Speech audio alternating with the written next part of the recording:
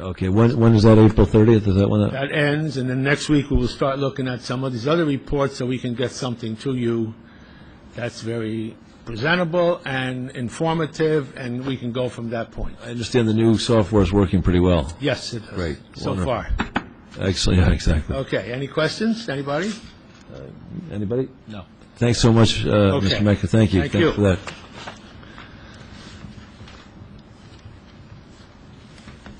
Okay. Mr. Noto. Thank you, Supervisor. Briefly, I just want to report that we have successfully completed our 2010 In-Rem program. The judge awarded us title to the property at 738 Halsted Avenue in Mamaroneck as the one and only property that did not pay its taxes in the In-Rem program. So we've completed 2010. This property will be placed on the list for auction if we do an auction in June with other properties that we haven't sold. What do we, now, just again for the people at home, how do we try and contact the owner? We sent letters to the owner. We called the owner. There were two phone numbers. We called both. What's the owner's name? It was Denise Carino. Does anybody, I mean, do we know? They were served by publication. They were served by mail, certified and regular mail, and by the way, did not come back to us as undeliverable. Denise Carino? Yeah. So, and the house is apparently vacant. We did everything we legally could do, and there was no response whatsoever. So I'm just, we had that horrific, unfortunate circumstance last year. So if Miss Carino or anybody knows Miss Carino. Well, I must say this was a much, it was a much better process this year than it was. I mean, last year in the sense that we had a lot more. We were at 73 last year. We had about 10 or 15 that we ended up taking in REM, and we auctioned off. We had a 99% payment rate in this one. Only one, and then we had no answers. None of them hired attorneys and fought it, as opposed to last year when we had about almost 25 retained counsel and dragged out the process a little bit. So this was a much more efficient process, I'm happy to say. And we're closely with Mr. Mecca, who's very easy to work with, and he's on top of these things. His office contacts these people as well. So. They don't, did everything we could do, and now we're the proud owners of this house. It wound up that there are two phone lines, or there are two phone numbers that are on the white pages for that property. Two different people. I believe it's a mother and daughter, but neither phone answers. And the house is vacant. Yeah, that's well, right. Now we can go. We could not go on the property because by law you can't. Now the town owns it. Now someone can go. Well, before we go to auction, we just make one last effort to contact them. Or I think Billy. You want me to go to the property? Well, last year we did that, right? You could, now that we own it, you can go to the property, but I'm not clear what we're going to say to them if we contact them. Well, I don't know. I know Councilman Gelfar's resigned. We're not sure we're going to go through the same thing we did with Mr. Bloomberg last year, where he bought back his condominium. That's what I'm saying. For more than he paid. I think that we should. It's really to the credit of the town and Town Attorney Noto and Mr. Mecca and everyone else that we're down to 1 out of 11,000.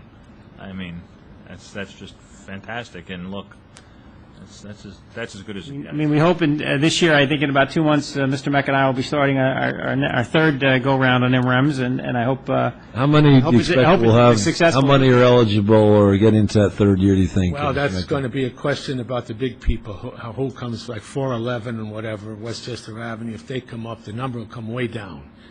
But right now, off the top of my head, I say there is with them on there because they're like 40 parcels up there that are behind, maybe 80 throughout the town. So we're back up again. But 40 is one big condominium. So 40, okay.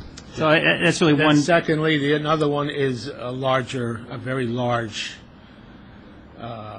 commercial owner who is very delinquent on taxes. Okay. But they have notifications and.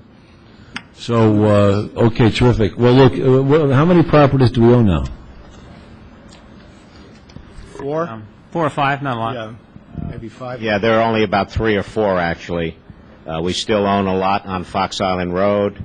We still own 313 Locust Avenue, which is a two-family home. We got the quiet title on there, right? Well, we're working on that. Working on it. Not done yet. We still own a strip of land on Madison Avenue, which is not buildable. Beyond that, I think all the other properties have closed. Basically, I believe so. Except Shore Drive, I think the one. Oh, Shore Drive is down in Gray Rock, but I think that's going to close. Am I not mistaken? I don't know. I mean, I've. What does that mean, close?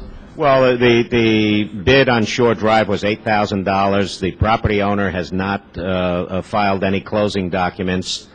This is still from the auction. Yes, this is from the auction. That's correct. And if the property owner walks away, which has happened on a couple of other bids, the property then reverts back to us. We keep the $8,000 in the business. Yes, and then we can go out and try and sell it again.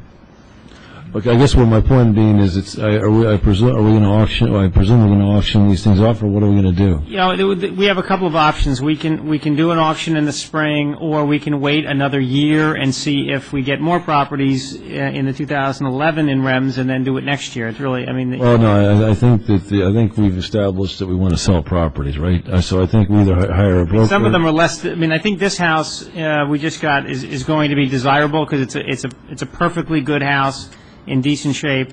313 Locust, which I'm working on when we get that, is also a sellable house. Shore Drive is just an empty lot. I don't. All right, so the two houses though. Let's either give them to a broker. The other ones are actually desirable properties to sell. We can very easily contact the auction people and get the ball rolling to start setting up an auction again. Yeah.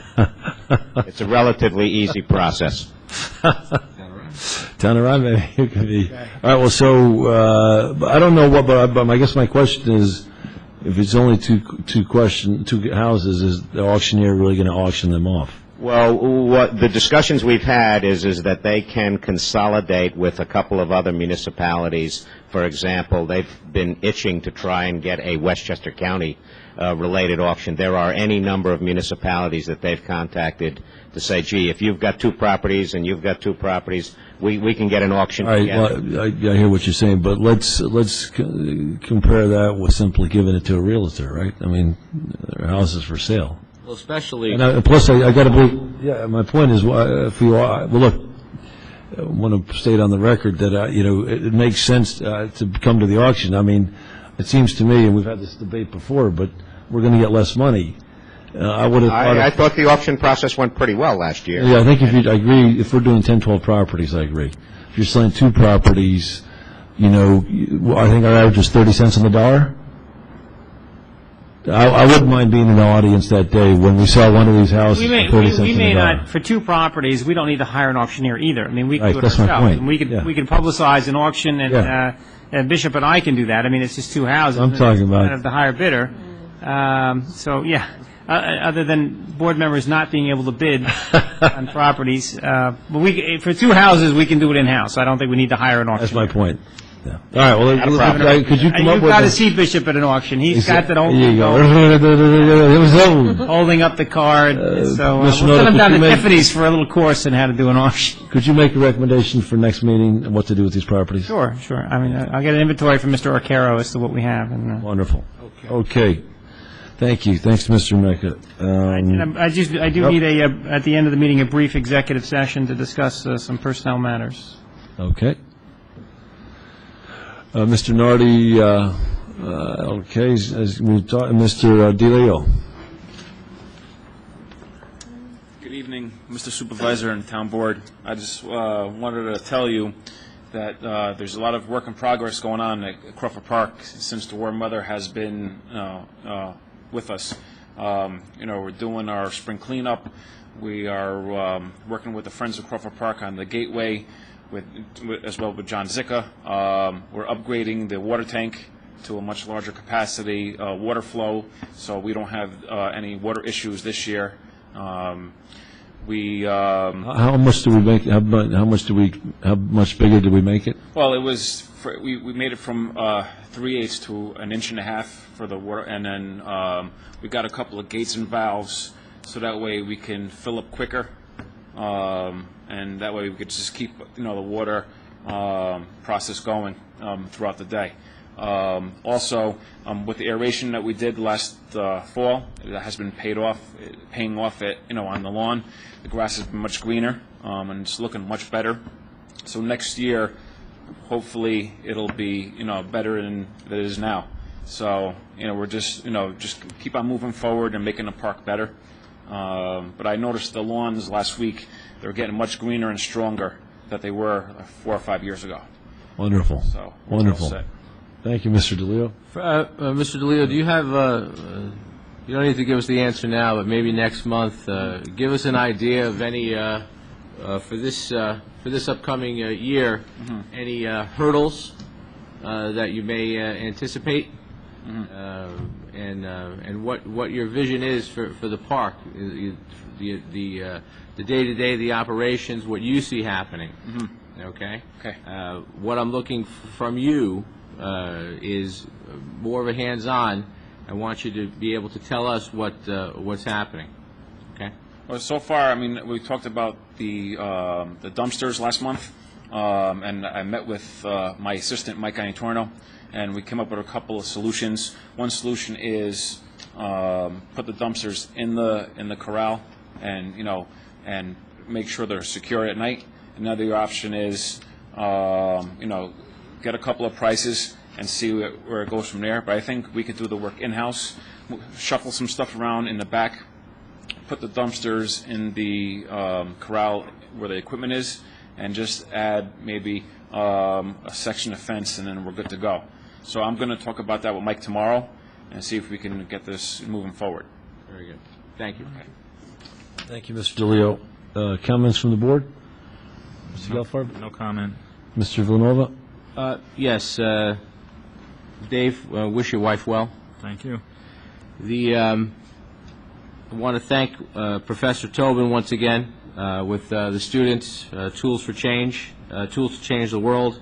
That's where it needs to happen. Our children are inheriting this world every generation, and just like we've inherited from our parents, the children are going to, the next generation, they're going to make the determination to put their best foot forward, and I appreciate all the hard work that they've done.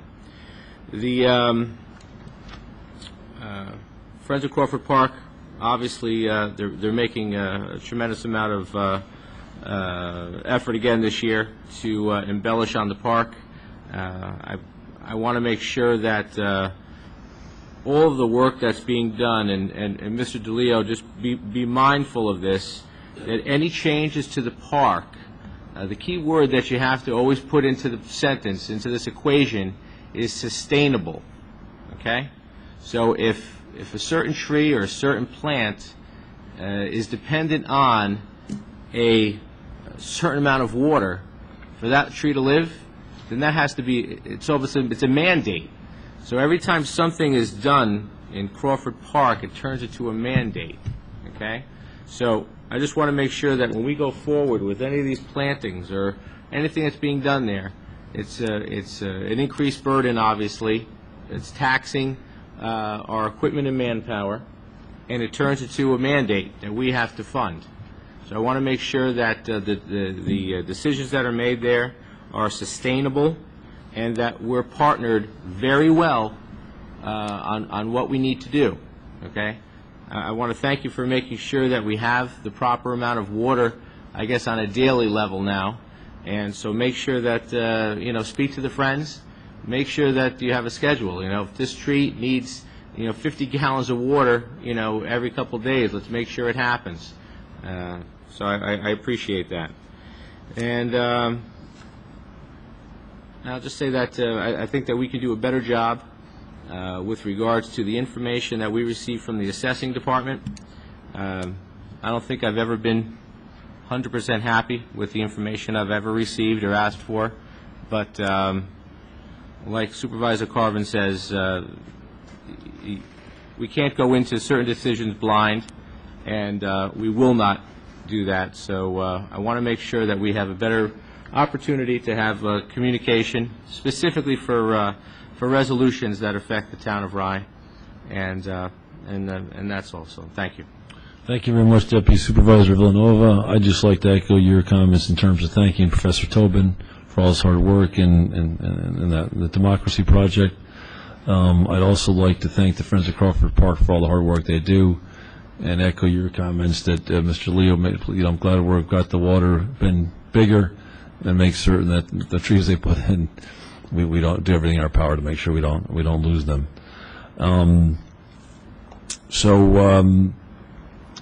It's April 2011. The other thing I think was interesting, I love this idea of Shakespeare in the Park. And in the Rye-Town Park meeting, we're also trying to figure out ways how we can better use the park. These people in Rye-Town Park, they have these citizen committees. They come up with wonderful suggestions on how to take the parks forward. So if you're sitting out there and have ideas on how we can, improve the parks, please contact us. Especially in terms of activities, Shakespeare in the Park, concerts in the park, those kinds. We're moving into the summer season. And obviously, we want to do everything we can to make our community the best it can be. So, without further ado, I'd like to make a motion that we go into executive session to discuss specific personnel matter.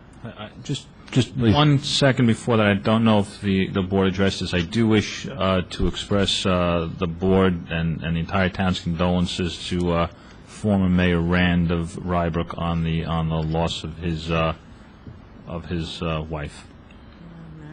Thank you, Councilman Gelfarb. That's absolutely right. I'm glad you reminded us that. For those of you who didn't know, Madeline Rand passed away, I think, yesterday morning. Yes. And the funeral services are tomorrow at 2 o'clock. And